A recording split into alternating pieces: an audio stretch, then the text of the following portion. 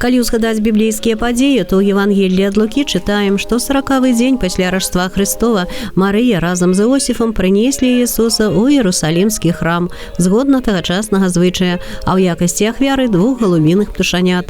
Са стараславянскага слова «срэценье» пераводзіцца як «сустрэча».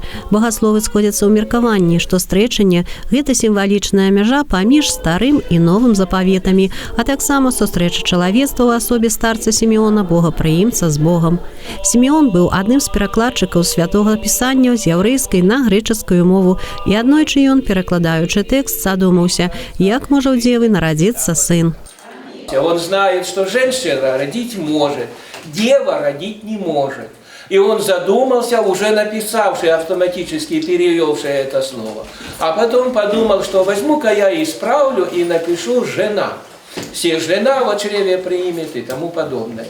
Но тут появился ангел и остановил его и сказал: из сбытия этого пророчества ты увидишь своими глазами.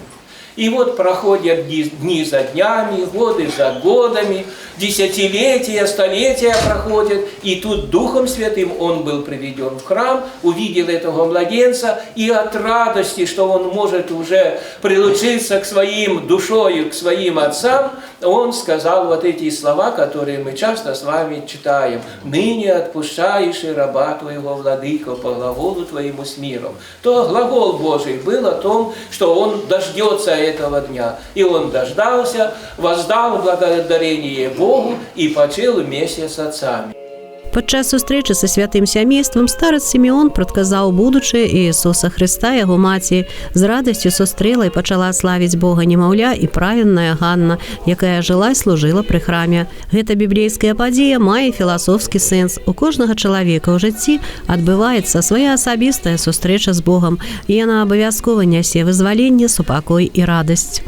Мы с вами эти события вспоминаем каждый год, чтобы себе освежить, свою веру укрепить, чтобы мы понимаем, что раз такой праздник есть, это замечательно, значит, Христос Спаситель. И веруя во Христа, вера спасительная. Все очень просто. Поэтому я поздравляю вас с праздником светлым, Сретения Господня. Всем вам желаю милости Божией, помощи Божией. Вообще сегодняшний праздник считается Богородичный, потому что она принесла Бога-младенца в храм Божий. Поэтому молитвами Царицы Небесной каждому души спасения, здравия и помощи Божией в ваших делах. Ради Господа. На свята стречання ў храмах асвячаюць свечкі, выкарыстоўваюць іх пры самых розных жыццёвых патрэбах і абставінах, найперш у дамашніх малітвах, а ў народзе, па простай каляндарнай аналогіі, кажуць пра сустрэчу зімы з вясной. На стречанне сонца на лета, зіма на мароз павярнула. Алла Маркелова, Алексей Андреевский, МКТВ.